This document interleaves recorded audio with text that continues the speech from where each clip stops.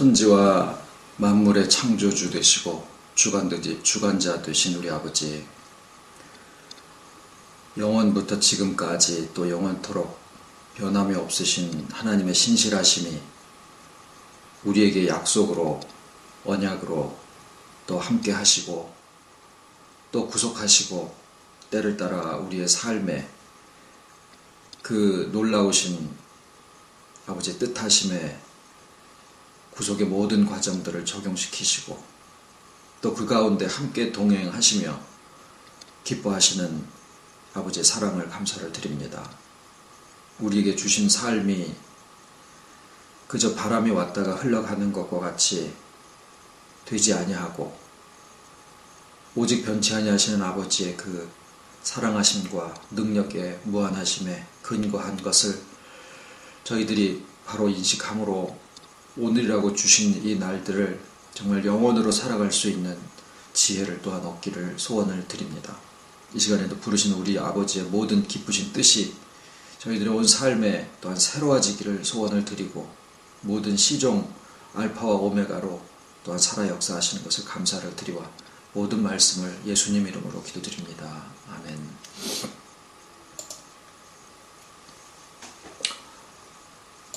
오늘 말씀은 마태복음 13장 44절입니다.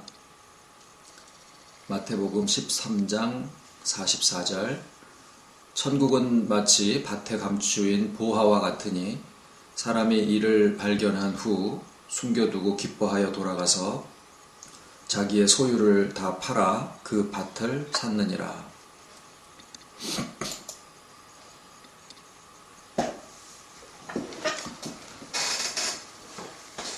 오늘 말씀에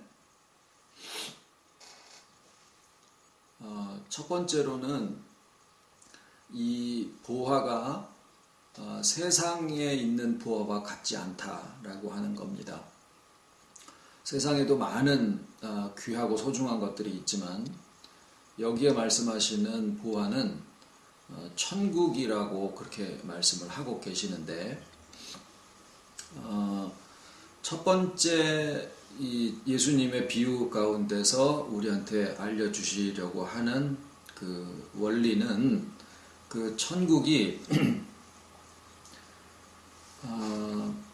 밭에 감추어져 있다라고 하는 사실입니다. 다 잘 예상하시다시피 이 밭은 우리의 삶을 가리키는 건데 또는 우리의 인격이라고 해도 되고 자, 우리의 삶에 이 천국이 감추어져 있다라고 하는 겁니다. 감추어져 있다라는 것은 누구나 알 수 있도록 드러나져 있지 않다라는 거잖아요.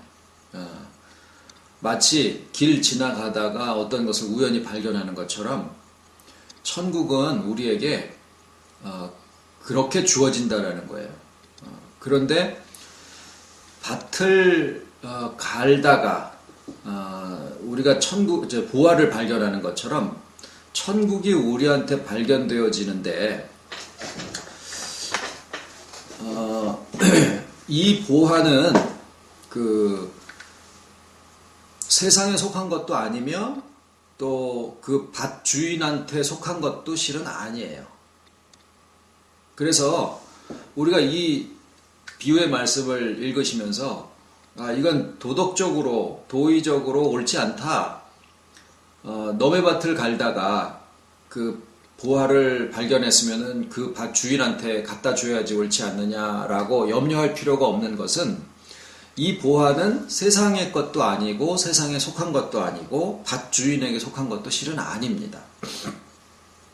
그래서 우리가 이것을 그 밭 주인을 찾아서 돌려줘야지 되느냐 안 되느냐 하는 것에 우리가 마음을 빼앗길 관심을 거기다 둘 필요도 없다라는 말씀을 드리고 중요한 것은 이 보화를 예수님은 천국이라고 그렇게 말씀을 하셨는데 물론 우리가 죽은 다음에 가는 천국도 소중하고 또 예수님이 오심으로써 이 땅에 이루어질 하나님의 나라도 분명히 우리의 소망 가운데 있지만 예수님이 정작 우리에게 말씀하시고자 하는 하나님의 나라는 밭에 감추어져 있다라고 하는 사실입니다. 그것은 우리의 삶을 가리키는 거죠. 그래서 이 사실을 살아가는 동안에 많은 사람들이 모르고 지나치는 경우들이 대다수입니다. 자기의 삶은 밭이라고 그렇게 정의를 하신 것은 밭과 관계되는 것은 다 힘든 것들이 대다수죠. 가을에 이제 뭐 푸른 그 벼가 황금색으로 이렇게 되고 뭐 거기에 나무가 자라서 풍성하고 이런 것들이 있기는 해도 1년 내내 그 밭과 관계되는 일들은 땅을 파야 되고 또 뭐 김을 매줘야 되고 씨를 뿌리고 뭐 이런 일들이 대다수입니다. 그래서 그냥 사람들이 자기의 삶을 생각할 때는 나의 삶은 참 수고다. 그래서 모세가 시편 90편에도 인생을 정의하기를 인생이 70이요 강건하면 80이라도 속히 지나가고 그 자랑하는 것은 수고 또 고생한 거 이런 것밖에 없다. 그게 어떻게 보면 인생을 표면적으로 이야기하는 가장 적절한 고백이지 않나라는 생각을 하는 거죠. 예수님도 그 면을 지칭을 하셔서 인생을 밭이라고 얘기를 하시는 건데 우리가 살고 있는 인생이 그저 일투성이고 또 고생과 수고하는 것밖에 자랑할 게 없다라고 하면 참 정말 사람을 지치게 하고 힘드는 것들 뿐일 텐데 그 밭이 아름다운 것은 그 안에 보화가 숨겨져 있다라고 하는 사실을 알 때 비로소 우리가 사는 삶이 의미가 있고 또 아름다워 보일 수 있다라는 거죠. 하나님은 분명히 세상을 창조하실 때 그것에 대한 평가를 보시기에 좋았더라라고 규정을 하고 계십니다. 그 보시기에 좋았더라라고 하는 그 하나님의 심정이 오늘날 우리가 인생을 살아가면서 세상을 바라보는 그 시각의 결정판인데 우리가 세상을 보시기에 좋았더라 하신 것처럼 우리의 눈에도 인생이 아름다워 보일 수 있다라고 하는 것은 그 안에 감추어져 있는 보화를 발견했을 때 천국이 그 안에 있다라고 하는 것을 발견했을 때 비로소 가능한 겁니다. 그런데 이제 그 안에는 내일의 소망이 굉장히 소중하거든요. 우리가 죽어서 아무것도 없는 것도 아니고 어떤 흑암으로 들어가는 것도 아니고 정말 영원한 천국이 있다라고 하는 것을 내일의 소망으로 가지고 있는 것은 마치 북극성을 바라보고 나아가는 사람처럼 우리의 인생의 어떤 방향을 결정 지어주는 아주 소중한 것인데 그럼에도 불구하고 우리의 이 예수님의 오늘 비유의 말씀에 천국이 밭에 있다라고 하는 것은 내일의 소망을 가리키는 게 아니라 오늘이라고 일컫는 우리의 현재성, 이 천국이 우리에게 주어지는 의미가 현재성에 있다라고 하는 사실입니다. 그래서 나의 삶이 조건으로 볼 때는 이렇게 저렇게 참 나이도 점점 많아져 가고 또 가지고 있는 것들을 이렇게 생각해 보면은 옛날에 비해서 훨씬 못한 그런 계산도 금방 나오고 뭐 내 주변에 있는 사람들에 대한 것도 마찬가지고 이게 많고 적음을 가지고는 결국 인생의 끝이 정말 어린아이 때 이렇게 움켜쥐고 왔다가 죽을 때 손을 다 피고 가듯이 아무것도 없이 와서 아무것도 없이 간다라고 하는 그 사실을 만약에 이렇게 인생을 한 100년을 확 줄여서 한 5분짜리의 다큐멘터리로 만든다라고 하면은 결국에는 숫자로 치면은 이게 되는 장사가 아니다 그 말이에요.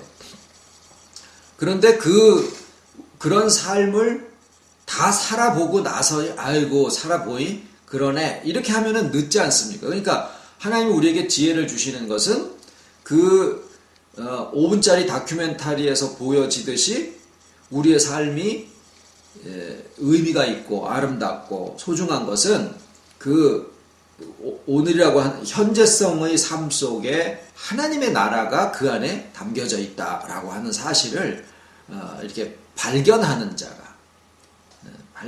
자가 자기의 삶을 아름답게 바라볼 수 있고 또 그 삶을 이렇게 살아갈 수 있는 그러니까 누림이라고 하는 것이 그 안에 포함이 되어 있어요. 기뻐하여 돌아가서 자기의 소유를 다 팔아 그 밭을 샀느니라.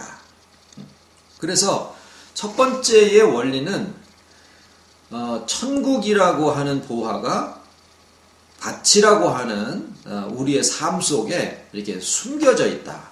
아무에게나 발견되어지지 않고, 그러나 발견된 자는 비로소 자기의 삶의 의미와 그 아름다움을 이제 찾아서 누릴 수 있게 된다라는 거죠.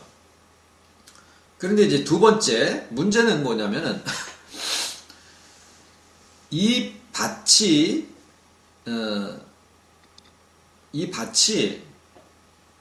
이제 자신의 삶이라고 말씀을 드렸잖아요.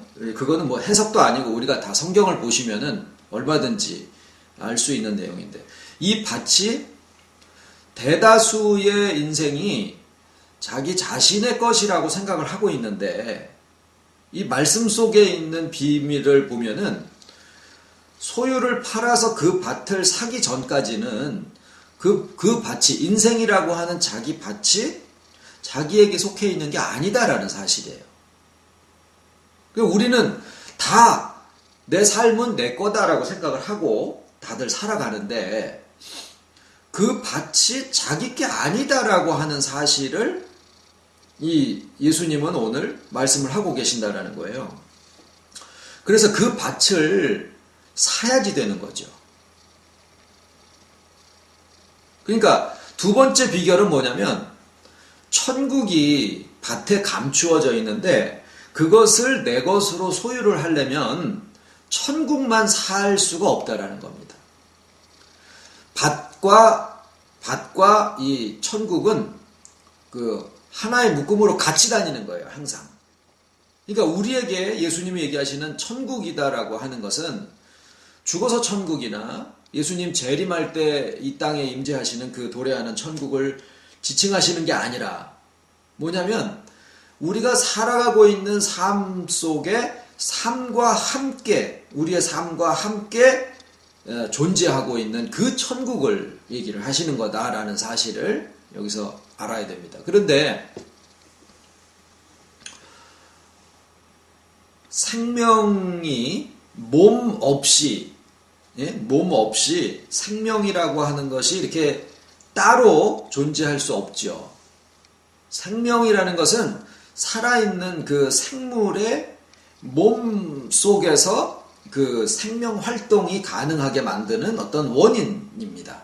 그게 물질인지 현상인지도 규명할 수가 없는 하나의 현상인데, 마찬가지로 천국이 우리 생각에 천국은 말씀이야, 또는 어떤 대상이야, 어떤 사람이야, 이렇게 알고 있는 것이, 조금 말씀을 알고 신앙생활을 했다 하는 사람들도 말씀을 이렇게 객체로, 자기와 별도로 따로 있는 객체로 있어서 그 천국이 나한테 주어지거나 또는 내 안에 들어오거나 뭐 어떤 이런 식으로 생각을 하는데, 이 천국과 밭은 떨어져서 구입하거나 그러는 게 아니다라는 거예요. 밭과 함께 항상 존재하고 움직이고 성취되어진다라는 사실입니다. 그래서 천국이 무엇이냐라고 하면 우리의 생명이 무엇이냐라고 하는 거나 비슷한 질문이 돼요. 천국이 무엇이냐라고 물을 때 이게 천국입니다 라고 얘기하기가 참 어려워요. 왜냐하면 마찬가지로 우리 살아있는 사람에게 너의 생명이 무엇이냐라고 하면 한마디로 규정하기가 어렵습니다. 나의 생명이 무엇이냐, 나의 인격의 하나의 근본이다라고 할 수도 있는 거고, 또는 내 몸이 움직여지고 생명활동, 성장하고 번식하는 어떤 현상이다라고 얘기를 할 수도 있는 거고, 그것을 생물학자들도 규명하기를 힘쓰고 뭐 철학자들도 생명의 본질이 무엇이냐를 하는 것이 힘든 것처럼, 이 천국이라고 하는 것이 나의 인격이나 삶이라는 것은 나의 인격이 움직여지는 외적인 표현, 그게 삶이잖아요. 그러니까 그 삶이나 인격이 서로 다른 얘기가 아닌데, 그 삶과 인격이 움직여지게 하는 그 안에 어떤 원인에 해당하는 것들아라는 거예요. 이 천국이. 그러니까 나라는 인격과 천국이 전혀 별개로 따로 존재하는 게 아니다라는 거죠. 아마 지난 수요일 날 말씀에서도 비슷한 말씀을 나눴을 겁니다. 아마 그때는 누룩이 우리가 살아가고자 하는 우리의 어떤 의지, 애씀, 노력, 지혜, 계획, 경영 이런 것들이라고 할 때 하나님의 말씀이 있으면 거기에 우리의 삶이 거기에 들어갔을 때 비로소 이게 먹을 수 있는 빵이 되어지는데 실제로 우리가 먹는 것은 빵을 먹는 거지 누룩을 먹는 것은 아니다라는 거죠. 그러면 마찬가지로 예수님이 계속 우리에게 말씀하시고 있는 하나님의 나라에 대한 비유를 이렇게 저렇게 하고 계시는데 그 내용을 가만히 이제 다음 시간에도 계속 나누어질 그 주제가 하나님의 나라를 내가 무엇으로 비유할꼬 이렇게 돼 있거든요. 그런데 다 살펴보면은 하나님의 나라에 대해서 예수님이 얘기하시고자 하는 그 본론은 죽어서 천국이나 재림 때 도래하는 천국을 얘기하시는 게 아니라 우리가 오늘이라고 하는 삶 속에 나의 인격을 가지고 살아가는 그 삶에 천국이 있다라고 하는 사실을 예수님이 얘기하시고 있다라는 거예요. 그래서 삶과 별도로 존재하는 천국이 아니라 또는 천국이 여기 있어서 소속이나 어떤 조직에 거기에 천국이 있어서 내가 거기에 이렇게 들어감으로써 내가 천국에 들어왔다 이런 것도 아니다라는 거죠. 천국은 곧 나의 인격이고 천국은 곧 나의 삶이고 나의 삶의 천국이 흙으로 밭으로만 보고 있느냐 세상 살면 고생밖에 없어 이렇게 볼 것이냐 아니면 그 삶에 하나님의 나라라고 하는 천국이 보물처럼 숨겨져 있는 것을 발견하느냐 이 차이다라는 거죠. 근데 여전히 이제 아직 문제가 있습니다. 뭐냐면 그럼 밭을 어떻게 사느냐라는 겁니다. 실상 그 뒤에 이제 답이 나오지 않습니까? 자기의 소유를 다 팔아? 그것뿐이에요. 다음 시간에 할 내용도 자기 소유를 다 팔아. 예수님이 제자들한테도 너희가 자기 소유를 다 팔아 나를 쫓아라라고 하는 그런 표현의 말씀도 이 소유를 다 팔아라고 하는 것이 특히나 제자들에게는 굉장히 중요한 요소로 강조되어지고 있어요. 근데 소유를 팔아서 무엇을 사느냐 하면은 천국을 사는 게 아니라 밭을 산다라는 거예요. 이것도 우리가 생각을 해 봐야지 될 문제인 것은 아까 얘기 드린 대로 밭이 내 거다라고 생각을 했는데 실은 예수님의 말씀을 놓고 보니까 밭이 내 게 아니네. 내 삶이 내 게 아니네. 내 거가 돼야 되는데 내 게 안 돼 있네. 그런 얘기예요. 그래서 그것을 사기 위해서는 어떤 수고를 해라, 어떤 노력을 해라 이게 아니라 소유를 다 팔아라. 그런데 이제 소유를 다 파는 것에 대해서 말씀을 드리기 전에 소유를 팔아서 무엇을 사느냐 하면은 천국을 사는 게 아니라 밭을 사는 거다라는 거예요. 다시 말하면 자기의 인생을 사는 거다라는 거예요. 그러면 우리가 생각하기에는 천국을 사야 될 것 같은데 내가 예를 들어서 수고해서 어떤 말씀을 얻는다 또는 내가 봉사를 해서 그 구원을 내가 성취를 하겠다. 사람들이 이제 육적으로 생각을 할 때. 그래서 뭔가 말씀과 신앙과 천국과 관계된 어떤 것을 얻기 위해서는 내가 무언가를 봉사를 하든지 어떤 직분을 맡든지 기도를 하든지 뭔가를 해서 그 신앙에 관계된 것을 내가 얻어야지 되는 거다라는 생각에 사람들이 있습니다. 그런데 여기에서 예수님이 얘기하시는 방법은 소유를 팔아서 이제 그건 말씀을 드리겠지만은 밭을 사라 그거예요. 신앙과 관계된, 천국과 관계된 어떤 것을 살아가 아니라 내가 오늘이라고 하는 삶을 살아가고 있는 이 삶을 살아, 그렇게 얘기를 하고 계시는 거예요. 그 속에서 우리가 더듬어 볼 수 있는 것은 뭔가 나의 삶에 대한 부분에 내가 인식이 좀 잘못되어 있다. 예수님이 생각하시는 우리의 삶과 내가 이제까지 세상 사람들이 생각하고 있는 삶이라고 하는 것의 의미가 좀 다르네. 이런 핀트가 다른 데서부터 우리가 복음을 찾을 수 있게 되는 건데, 정작 그 천국 보화 자체는요 얼마짜리인지 이 비유의 말씀에 표현이 안 돼 있다라는 거예요. 왜냐하면은 그 보화 자체는 우리의 인생을 다 송두리째 다 팔아도 그 값을 치러서 내 것으로 삼는 그런 대상이 아니다라는 거예요. 그러니까 이 복음과 관계된 이 천국은 어떤 값으로 치러질 수 없는 것이기 때문에 너무나 가치 있는 것이라 인생의 어떤 것을 치러서도 그것을 내가 살 수 있는 것이 아니다라는 거예요. 그래서 예수님이 제자들한테 너희가 거저 받았으니 거저 주어라 라고 하는 것은 세상적으로 얘기하면은 우리가 물고기를 사 먹는 것은 물고기 값을 내는 게 아니에요. 어부와 또 무슨 그 어시장에 있는 사람들과 이런 어떤 수고 비용을 내는 거지 그 고기 자체의 값을 치르는 게 아니에요. 그건 공짜예요, 공짜. 실상 따지고 보면은. 밭도 마찬가지예요. 사과를 우리가 한 박스에 4만 원, 5만 원을 주고 사잖아요. 그거는 사과 값을 내는 게 아니라 농부의 수고 값이에요. 씨가 자라서 사과가 된다라고 하는 이 사실은요, 값으로 치러줄 수 있는 게 아니다라는 거죠, 실상은.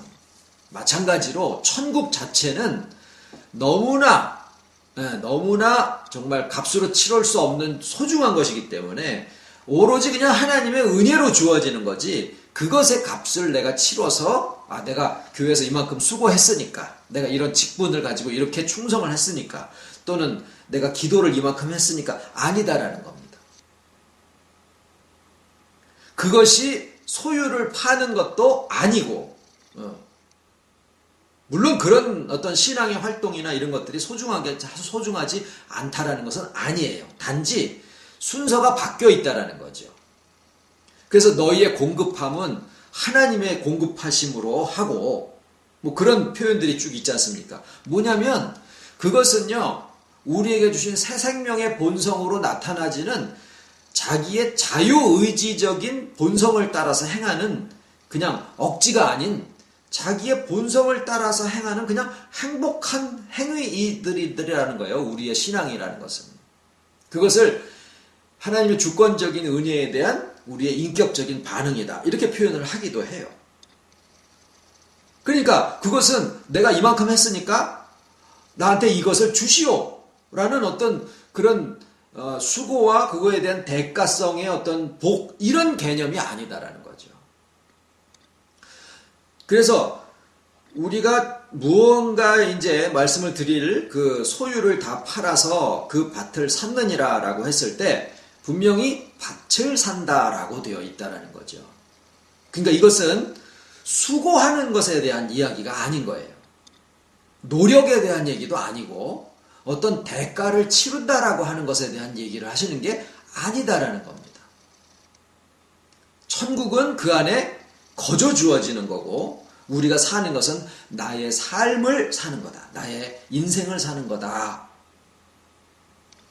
자, 그러면 이제 오늘의 핵심인, 다 핵심이지만 소유를 파는 게 뭐냐라고 하는 부분에서 많은 오해가 있습니다.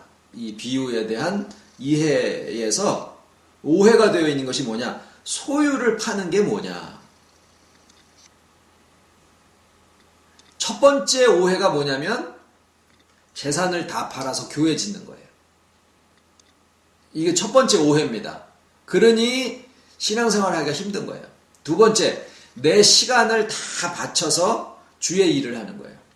자, 지금 이런 것들이 소중하지 않다라는 게 아니에요. 자꾸 반복을 드리는 것은 우리가 그런 생각에 젖어 있기 때문에. 그것은요, 아버지께서 주신 새 생명, 연합에 의해서 주어진 새 생명의 본성으로 우리가 그냥 나답게 살아가는 거예요. 이전 본성이 아닌 그리스도 안에 새 본성에 의해서 나답게 살아가는 거예요. 그래서 그것이 자유의지가 훼손되지 않는다라는 거예요.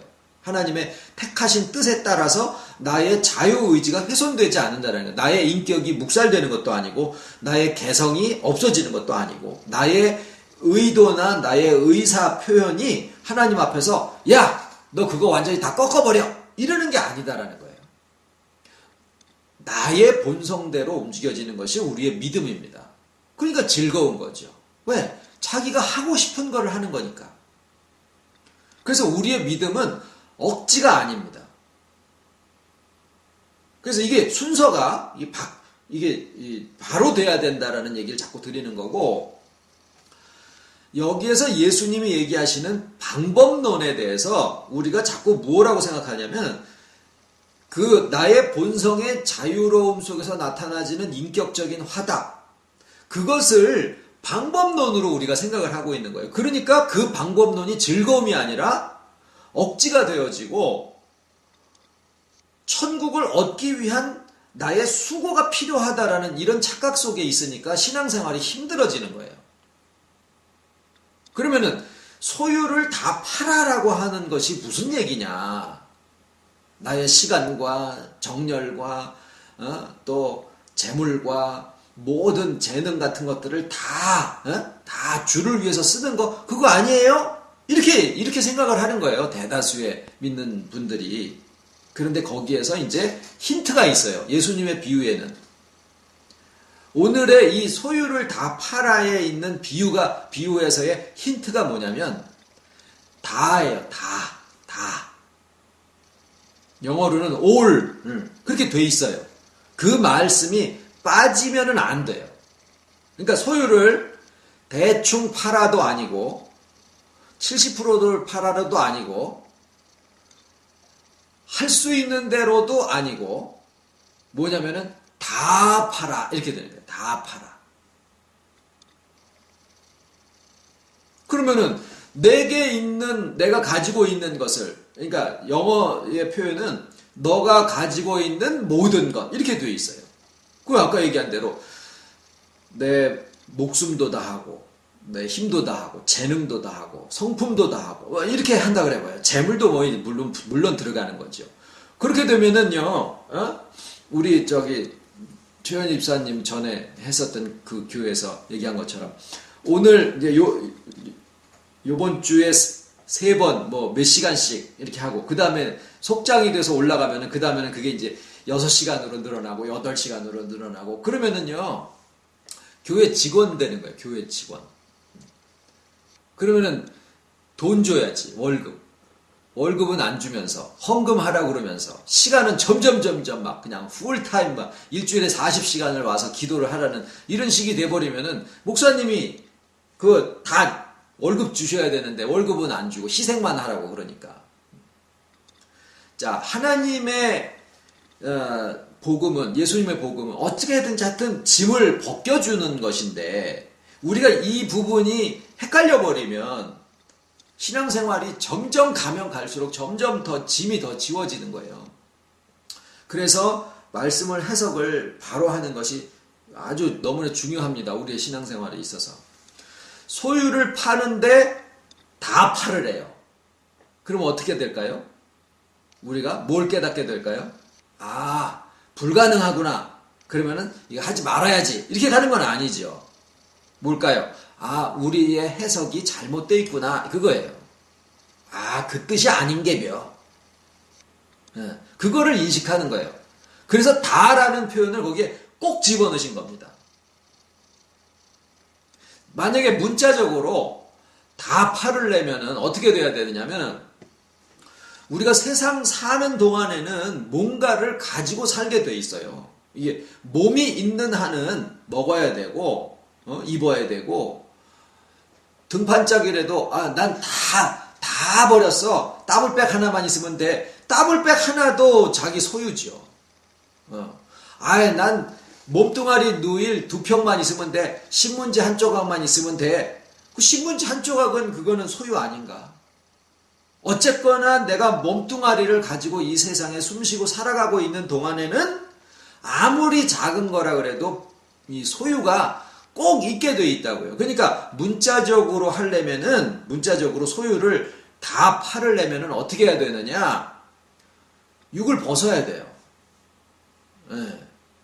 그러면은 육을 가지고 살게 해 주신 분이 우리의 삶을, 인생을 밭이라 그랬고, 그 밭이 있어야 거기에 천국이 그 안에 담겨져서 몸뚱아리가 있어야 생명이 존재하듯이 천국에 우리의 삶이라는 게 있어야 되고, 삶이라는 것은 몸이 있어야 되고 인격이 있어야 되는 건데, 그러면은 당연히 거기에 뭔가가 필요한 거예요. 즉 내 삶이 존재하는 한은 소유가 우리에게 절대적으로 필요하다라는 거예요. 그러니까 다 판다라는 것은 말이 안 된다는 거죠. 우리가 생각하는 식으로의 다 판다라는 것은 말이 안 된다는 거죠.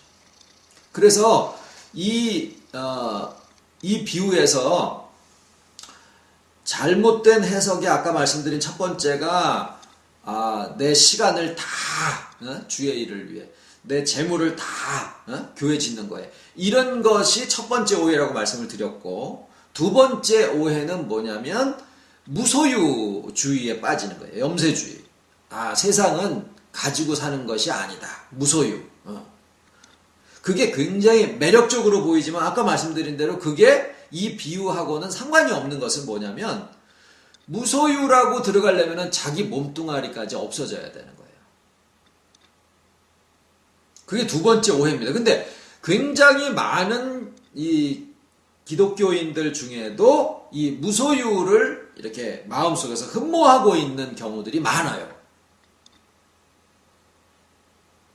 그게 오해입니다. 이 복음에 대한 오해예요. 자, 그러면 이제 정작 본론으로 들어와서 이 소유를 다 판다라는 게 내가 가지고 있는 것들을 다 욕심이라고 하는 것도 억제를 하고, 안 가지려고 그러고, 가지고 있는 것은 다 버리고, 이런 것이 아니라고 하면, 나의 삶이라고 하는 밭이 내 건 줄 알았는데, 내게 아니네. 내게 아니네. 그리고 소유라고 하는 것을 다 팔아야지 된다라고 하시는 걸 보니까, 내가 가지고 살고 있는 내 집이고 차고 돈이고 은행에 얼마 들어있고 내 젊음이고 재능이고 이런 것들을 다 사용해서 주의 일만 다 하라는 게 아니다라고 하면, 소유를 판다라는 것이 결국 나의 삶이라고 하는 밭이 내 것이 아니다라고 하는 것과 연관지어질 수 있는 거예요. 즉 뭐냐면, 소유를 판다라는 것과 밭을 내 것으로 소유한 지 산다라고 하는 것이 합해지면서, 소유를 파는 것과 밭을 산다라고 하는 것이 결국에는 나의 삶에 대한 정의, 인식, 내 삶이 뭐지? 내가 뭐지? 또는 내가 살아가고 있는 나의 삶이라는 게 뭐지? 라고 하는 것을 내가 어떻게 알고 있느냐라고 하는 그 인식의 변화, 이걸 얘기를 한다 그 말이에요.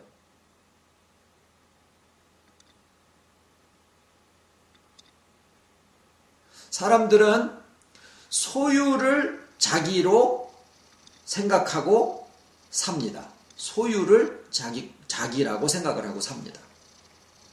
그런데 예수님은 그 소유가 자기라고 생각하고 있는 것을 팔으라고 하는 것은 뭔가 다른 것으로 대체한다라는 거예요. 버린다라는 개념하고는 다른 거예요.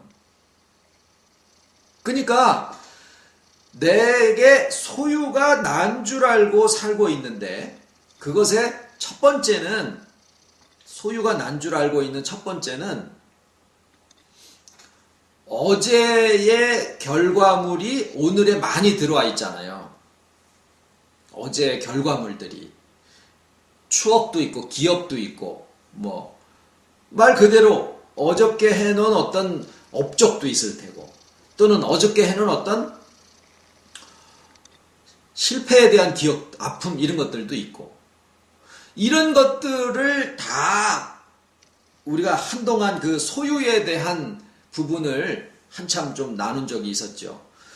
어제도 아니고 미래도 아니고 내일도 아니고 오늘을 우리에게 살게 해 놓으신 건데 어제를 끌어다가 오늘을 괴로워하고 어제의 자랑을 끌어다가 오늘을 이렇게 차지하고 살게 있으면서 그걸로 인해 가지고 자기가 이렇게 존재하고 살고 있다라고 하는 어떤 그 인식을 하고 있는 거다라는 거예요. 미래도 마찬가지고. 그래서 미래는 내일은 하나님 소관이시고 어제는 잘된 거든 잘못된 거든 이미 사단에게 넘겨준 것이다라는 말씀이 그것이 그러면은 잊어버려야 된다라는 것도 아니고 그거는 내게 차가 있으되 그 차가 내가 아닌 거예요. 마찬가지로 어제의 결과를 내가 가지고 있더라도 그것이 나다라고 생각하지 않는다라는 거가 이게 중요하다라는 거죠. 내일의 결과를 끌어다가 오늘을 내가 이렇게 꼭 돼야 되라는 것도 아니다라는 거죠. 그래서 오늘이라고 하는 삶을 살아가는데 똑같이 오늘을 살아가는 데 있어서도 두 가지의 서로 다른 인식이 있어요. 이 기독교 안에도. 어떤 인식이냐면 종말론적인 오늘을 살아가는 사람이 있고 영생의 오늘을 살아가는 사람이 있어요. 종말론적인 오늘을 살아가는 사람은 뭐라고 표현하느냐면은 야 오늘이 마지막일 수도 있어. 그러니까 내일은 우리에게 있지 않을 수도 있는 거고 시간이 바람처럼 빨리 지나가지 않니? 그러니까 오늘이 마지막이라고 생각을 하고 너가 가서 오늘 화해하고 어머니한테 전화하고 네가 사랑한다라고 하는 사람한테 사랑한다라고 그러고 그거는 뭐냐면 종말을 머릿속에다가 마음에 두고 오늘을 살아가는 마음이에요. 굉장히 자기 스스로를 경성시키고 깨어있는데 도움을 줄 것 같으잖아요. 그런데 그것은 종말론을 믿는 것은 아니래도 종말론적인 오늘을 사는 거예요. 오늘의 삶에 담겨져 있는 천국이 아니라 내일에 올 천국을 끌어다가 사는 마음이다 그 말이에요. 그게 기독교적이지 않으냐? 그게 굉장히 기독교적이에요. 그러나 복음적이지는 않아요. 복음적인 오늘을 사는 것은 천국이 오늘이라고 하는 삶 속에 담겨져 있다라고 하는 거예요. 내일의 천국을 사는 게 아니라 오늘의 천국을 사는 거예요. 이 오늘의 천국을 사는 그 삶이 우리에게 완전히 다 되어지면은 그게 영생을 살아가는 거랑 똑같은 마음이에요. 그래서 우리의 오늘을 살아가는 것은 내일에 있는 천국을 끌어다가 오늘의 종말론적인 오늘을 사는 게 아니라 영생의 하루를 오늘이라고 하는 삶 속에 그게 와 있다라고 하는 사실을 인식하고 가는 거예요. 거기에 우리에게 있는 소유들이 다 필요합니다. 다 소용이 있는 거예요. 차도 필요해요. 돈도 필요해요. 가족도 필요해요. 무슨 직장도 필요해요. 어제라고 하는 것의 결과물들도 다 필요한 건데 그게 나는 아니다라는 거죠. 언제 이러한 인식이 가능해지느냐? 내 자신이 주와 연합되어 있는 존재다라고 하는 사실을 인식할 때 나의 삶이 천국이랑 이렇게 동일하다라고 하는 것을 인식하는 것과 나의 인격이 주와 연합되어 있는 그러한 존재다라고 하는 것을 인식하는 것과 같은 거예요, 실은. 존재를 인식하느냐 아니면 삶을 인식하느냐 그게 그거예요. 존재가 어떠하면 그 인격도 그러하고 그 인격이 어떠하면 그 삶도 그렇게 사라지게 되어 있다라는 거예요. 그래서 아는 것이 뭔 몇 장 몇 절의 지식을 어떻게 알고 이것만을 얘기하는 게 아니라 그런 방법으로 해서 진행이 되어지지만 뭐 성경 공부를 하고 말씀을 듣고 책을 보고 성경을 상고하고 이런 과정으로 해서 되어지지만 여기에서 얘기하는 안다라고 하는 것은 인식을 얘기를 하는 겁니다. 이것이 우리에게 주어져 있는 거예요, 이미. 그래서 교리에서도 믿는 자의 구원의 시점, 중생의 시점과 연합의 시점이 같다. 그러니까 주와의 연합이 이미 우리에게 주어져 있는 그 사실을 기독교에서 제대로 가르쳐 주지를 못하니까 내가 주와의 연합을 위해서 뭔가를 해야 되는 거로다가 생각을 하다 보니까 보수 진영인데도 자유주의적인 그러한 양상을 띠게 되는 거고 그러다 보니까 신앙이 짐이 되어버리는 거예요. 이미 주어진 은혜와 하나님의 주권을 우리가 인식하게 되면 우리의 신앙이 가벼워집니다. 제일 가벼운 것은 뭐냐면요. 제일 가벼운 것은 자기답게 사는 거예요. 등산을 열심히 하는 사람한테 야, 그거 뭐 힘들게 그렇게 위험한데 그렇게 쫓아다니냐? 왜 해요? 자기가 좋으니까 하는 거예요. 자기가 좋은 것은 뭐가 좋은 거냐? 자기다운 게 좋은 거예요. 애들도 음악 좋아하는 애가 있고 글 쓰는 거 좋아하는 애가 있고 사람들 모여가지고 막 하는 걸 좋아하는 애가 있는데 그게 다 교육학적으로 이렇게 분석이 되어 있잖아요. 애들이랑 막 어울려 있는 애한테 너 글 써. 고문이요. 글쓰기 좋아하는 애한테 애들이랑 모여가지고 무슨 그룹 활동을 하라 그러면은 어디가 숨어 있고 싶은 거예요. 다 자기다운 게 있는데 그걸 하나님이 묵살하는 게 아니다라는 거죠. 그래서 우리의 신앙생활은 여적지 잘못되어 있는 게 뭐냐면 나를 묵살해야 주의 뜻을 따라가는 거로다가 그렇게 가르침을 받다 보니까 아유 신앙생활이 너무 힘들어. 가면 갈수록 힘들어. 평신도 때 조금 괜찮았던 것이 이게 구역장 되고 속장 되면 더 힘들고 전도사는 더 힘들고 목사 되면은 좀 나을란가? 목사 되면은요 스스로가 스스로에게서 벗어나지 못하는 아주 원형이 돼버려요. 그래서 30년 목회한 끝에 할아버지가 이제 은퇴해가지고 나면은요 교인들이 뒤에서 웃어요.